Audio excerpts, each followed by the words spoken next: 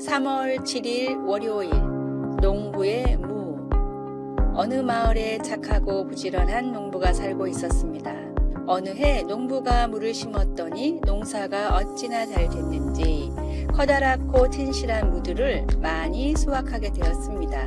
농부는 이 모든 것이 고을을 잘 다스려주는 원님 덕분이라고 생각하고 수확한 무 중에서도 가장 크고 튼실한 것으로 골라 원님께 바쳤습니다.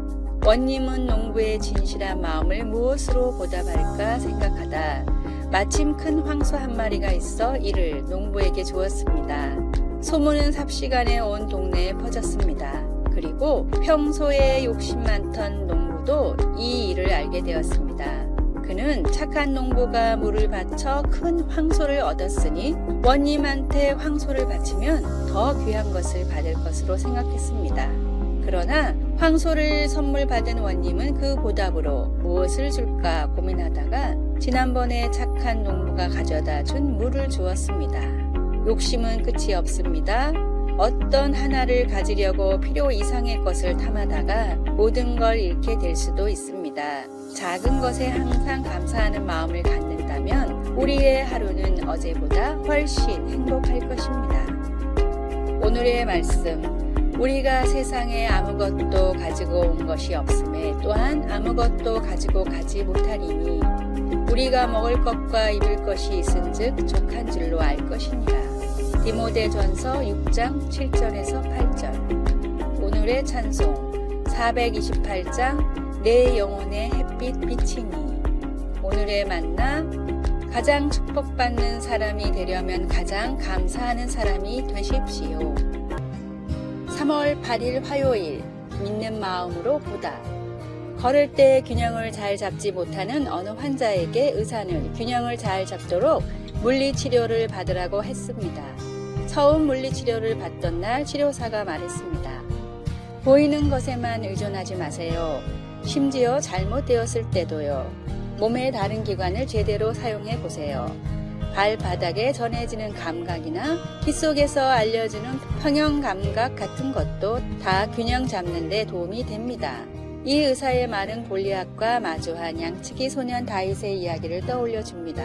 블레셋의 장수 골리앗은 40일이나 이스라엘 군대 앞에서 거들먹거리며 걸으면서 누군가를 보내 자기와 싸우자고 그들을 조롱했습니다.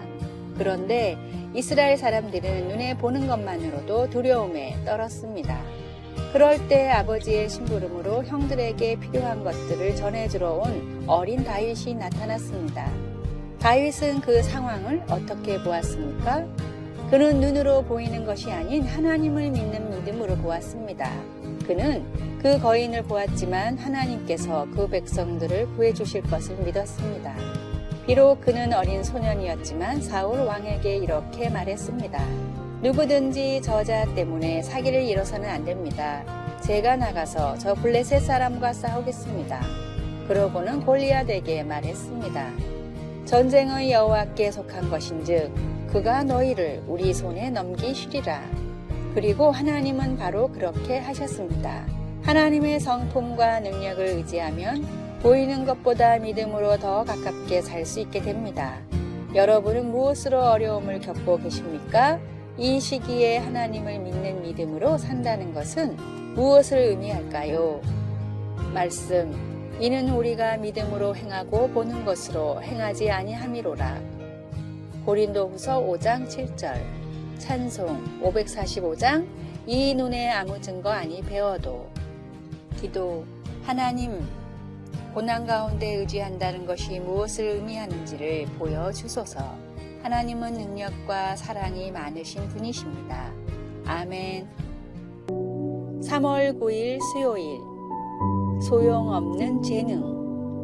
큰 바위 얼굴, 좋은 글씨, 낡은 저택의 이끼 등을 쓴 나다니엘 호소는 18세기 미국을 대표하는 세계적인 작가입니다. 그는 대학 시절부터 소설을 쓰며 작가로 데뷔했지만 문학적 재능을 인정받기 시작한 것은 30세 이후였고 경제적인 여유를 얻게 된 것은 훨씬 나중이었습니다. 그러나 말년에는 미국에서 큰 인기를 끈 유명 작가가 되었고 따라서 그가 대학생 시절 때 쓴 작품들도 큰 가치를 가지게 되었습니다. 심지어는 후손이 죽은 뒤에도 출간되지 않은 그의 원고들이 발견되었습니다. 이것은 분명 문학적으로 큰 발견이었지만 유감스럽게도 여전히 대부분 출간되지 못하고 있습니다. 후손이 글을 쓰던 시절에는 아직 타작이란 것이 없어서 모두 손으로 글을 썼는데 그는 지독한 악필이었기 때문입니다. 아무리 눈이 좋고 글씨를 잘 판독하는 전문가가 와도 후손의 원고가 무슨 내용인지 알아낼 수가 없어 결국 출간을 포기하게 된 것입니다. 아무리 작품이 좋아도 글씨를 모르면 읽을 수가 없습니다. 또 읽지 못하는 작품은 의미가 없습니다. 이처럼 아무리 성공을 해도 예수님을 알지 못하면 의미가 없는 인생입니다. 또한 구원을 받았다고 고백하지만 변하지 않는 것도 역시 그렇습니다. 주님이 주신 것들을 주님을 위해 사용하십시오.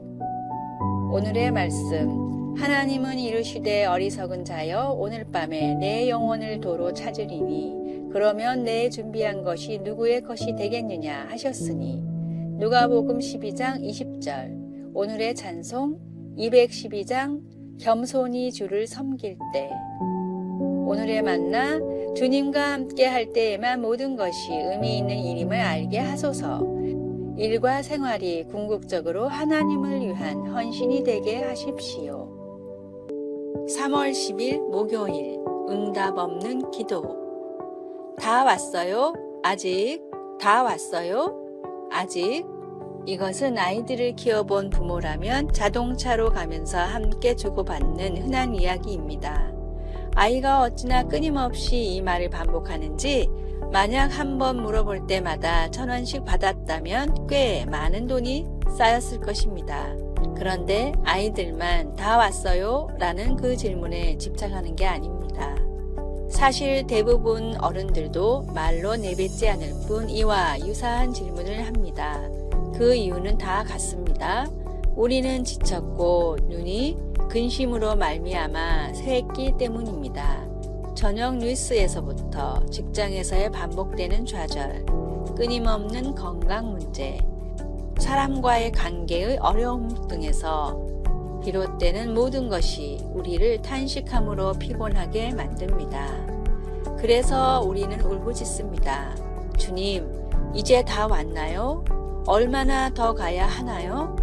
시편은 그런 피곤함을 잘 알았기 때문에 정직하게 하나님께 그 질문을 드렸습니다.